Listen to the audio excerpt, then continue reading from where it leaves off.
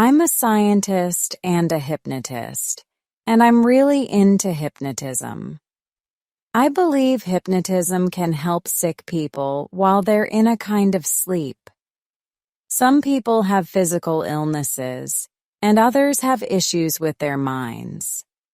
When someone is hypnotized, they can actually help themselves get better. Here's how it works. While the person is in this sleep-like state, they can still hear the hypnotist's words. Those words guide their thoughts, which help heal their mind and body. Let me explain how I put someone into this state. First, I move my hands in front of their face. Then I talk to them in a deep, soft voice, speaking slowly and clearly. I say things like, "Your eyes feel heavy. You're going to sleep." And in just a few seconds, they're in that hypnotic state. They look like they're asleep, but they're still aware of what's happening around them. They hear everything I say and follow my instructions. Not everyone is easy to hypnotize, though. Some people respond better than others, and I can't hypnotize someone who doesn't want it. A few years ago, I had a wild idea. No one had ever been hypnotized right at the moment of death. I started wondering, what happens to a person's mind and body when they're dying? Could hypnotism somehow stop death? I wanted to study this idea, and soon I got the chance. Let me tell you about a special case. Mr. Ernest Valdemar was a scientist just like me. We knew each other well, and he trusted me. He was also curious about hypnotism, so we had some deep conversations about it, especially about using hypnotism during death.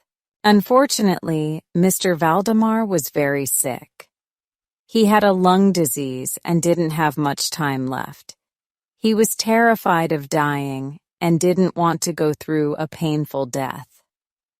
Hypnotism seemed like a good way to ease his pain and fear. I told him, "I'll hypnotize you right before you die." He liked the idea. Then, one Saturday night, I got a note from him. "Please come to my room immediately. I'm close to death. I don't think I'll make it through the night." I rushed to his room. His doctor was already there, but he couldn't do anything else for Mr. Valdemar, so he said goodbye and left. A nurse was there to take care of him during his final hours. When I walked in, Mr. Valdemar was sitting in his bed, holding a pen and writing in a small notebook. He looked terrible. His face was pale and so thin I could see the bones under his skin. His skin wasn't just pale, it had a grayish color. "Hypnotize me," he said in a weak voice. "I won't live past midnight. Do it now." I didn't waste any time.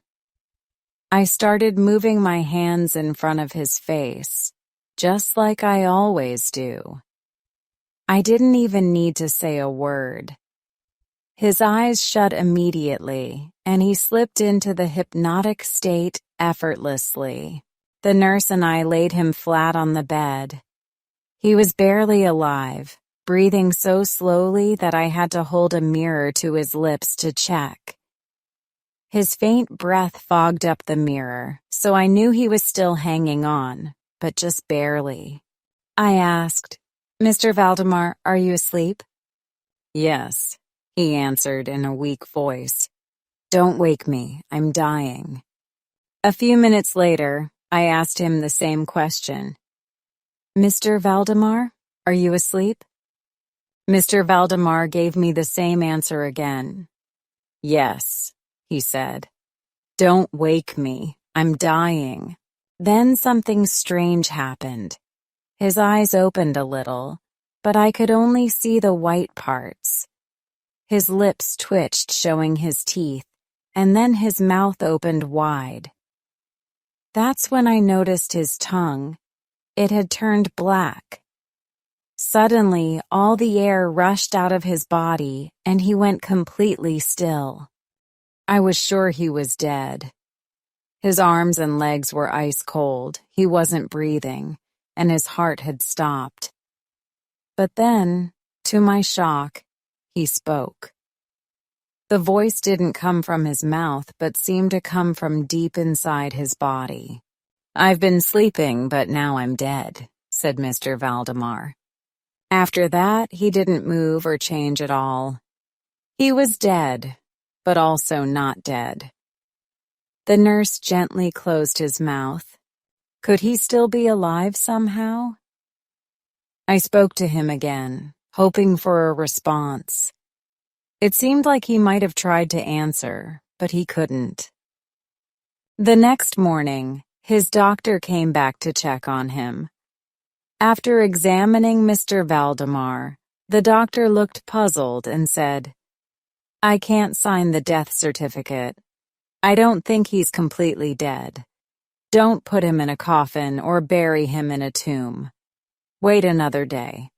The doctor returned the next day and the day after that, but nothing changed. Mr. Valdemar just lay there on the bed. He didn't move, breathe, or speak. He looked like a dead man. It was like he was frozen in the sleep of death. But his body never decayed or changed in any way.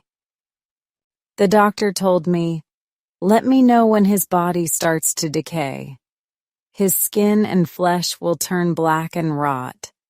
That's how we'll know he's truly dead. Then I'll sign the death certificate." And so we waited. You might not believe this, but Mr. Valdemar's body stayed exactly the same for 7 months. He didn't decay, he didn't change, nothing. After 7 months of this, I couldn't take it anymore. I decided to end the hypnotism and wake him up. Keeping him in this state felt wrong.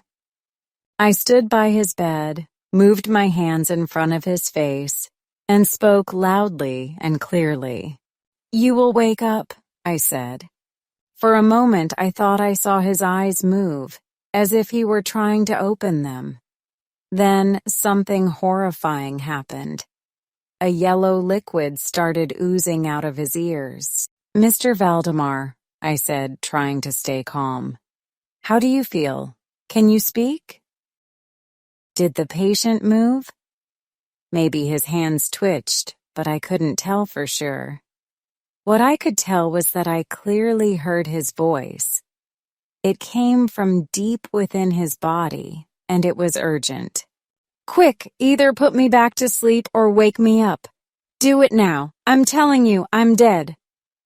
As he spoke, more of that yellow liquid started oozing out of his body, and the smell was awful, so bad that I had to step back from the bed. Then something truly horrifying happened. Mr. Valdemar's body started to dissolve. It was like watching black ice melt under a blazing sun.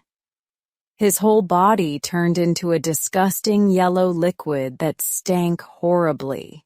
In just moments, there was nothing left of his skin or flesh. His entire body had liquefied, leaving behind only a pool of that yellow goo and a few bones.